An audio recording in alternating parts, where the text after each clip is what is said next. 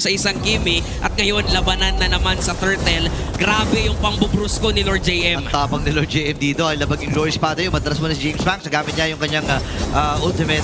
Pero si Brusco ang baba na agad ng buhay. Down to 20 yung kanyang health.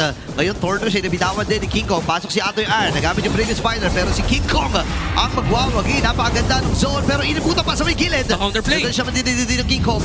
Pero si Brusco ay kakaltong. Kumapatid siya si X-Nova. Ngayon si Lord JM ata ay mapapisa naman ng AP Bren at Onyx. Pero pwepwesto na muna dito ang Hive. Mukhang 5v5 na magiging laban dito and si Brusco agad yung binibigyan nila pero gumamit na ng Glorious Pathway. Okay, pati yung traction pulse ay nabitawan na rin.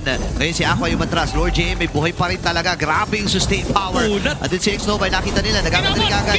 Yung ultimate ni James Banks. Si King Kong mga kaibigan ngayon si X-Nova ay kailangan matras. Brusco ay pumasok na rin pero pamatay siya kamay dito ni Shizu. Kailangan matras si Shizu. Nabuhay pa rin naman. Pero si Kera at ang gold standard ang kanilang hinahabol. Pagkong ay malaya. Si Atoy Ara magiging target. Wala siyang previous fighter dito. Walang matapang sa X-Nova. Kasi si Lord JM pre, huwag din ang pansinin eh. Kailangan nilang hindi matutunan na hindi pansinin itong hero na ito. Pero kasi ang problema, masakit na rin.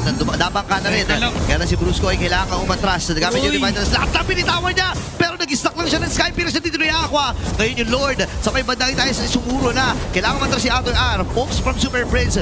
Pero parang hindi ata magiging sapat. Endable ba magiging call dito ng AP Bren.